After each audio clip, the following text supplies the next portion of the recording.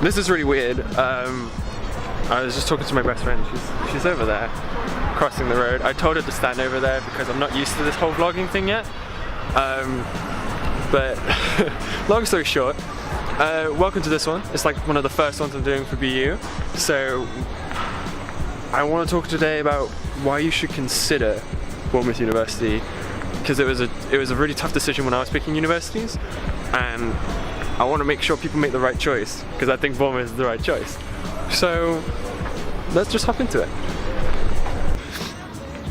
Okay, I think what first drew me in to picking my university was looking on UCAS. There's loads of reviews on there from loads of different people, as well as previous students that have gone there. Checking out a university's website is really good fun as well, because you can see a lot of the statistics in terms of which students of which courses are most likely to get a job, you know, a certain amount of time after their course, as well as those different statistics around employability. And for me, Bournemouth had really high rates for their creative industries, and a lot of the units and degrees that they put on in terms of like TV production, media, graphic design, the lot, they had plenty of good reviews on UCAS and their student section around that, and that's like the very big starting point for me anyway when I was considering Bournemouth.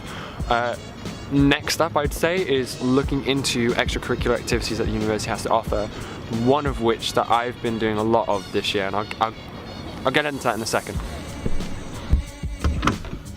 So I've been getting involved in a lot of stuff this year, and although I'm a second year and a lot of it is really good to do during your first year, it's still really good to get involved in as much as possible.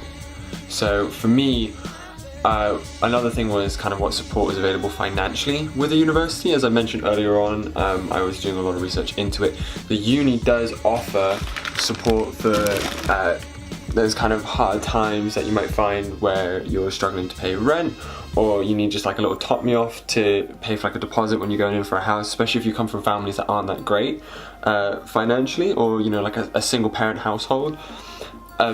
I think it's really good to take a look into that, and right now Bournemouth can offer people who fulfill eligible criteria, obviously, different things like, you know, like a maintenance bursary and stuff like that, the usual stuff that a uni offers. But I found that whilst I was at uni, the whole process to go through it and the support that they provide in making sure that you get the right amount and notifying that you know when everything goes in and how they monitor it.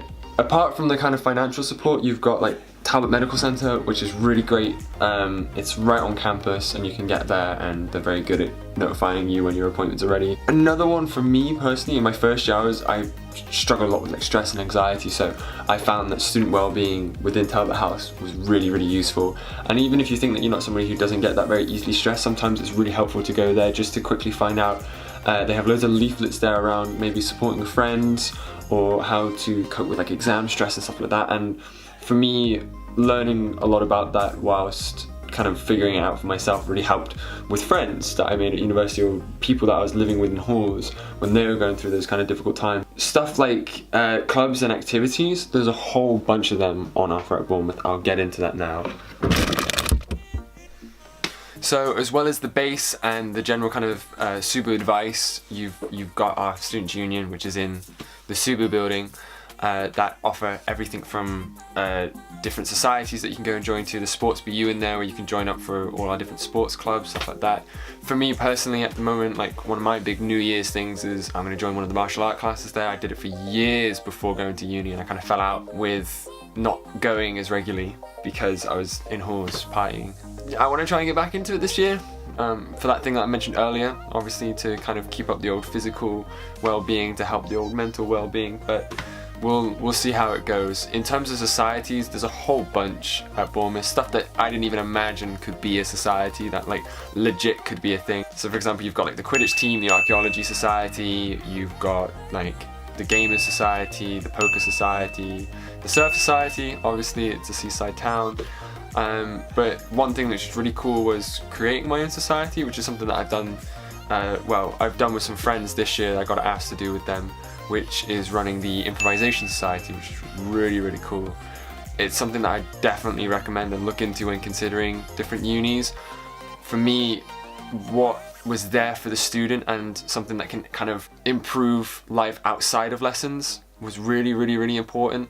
Another thing that I've got involved in this year to help you consider Bournemouth is we've got something called the Global Talent Programme. A few other universities do it, but Bournemouth was the only place that kind of advertised it properly for me, where it takes up some of your free time, but I really enjoyed it. You kind of work on a side little kind of certificate which is about promoting like a global mindset and a global heart set and strong employability skills. It's built all around employability with the careers hub at Bournemouth, which is so useful.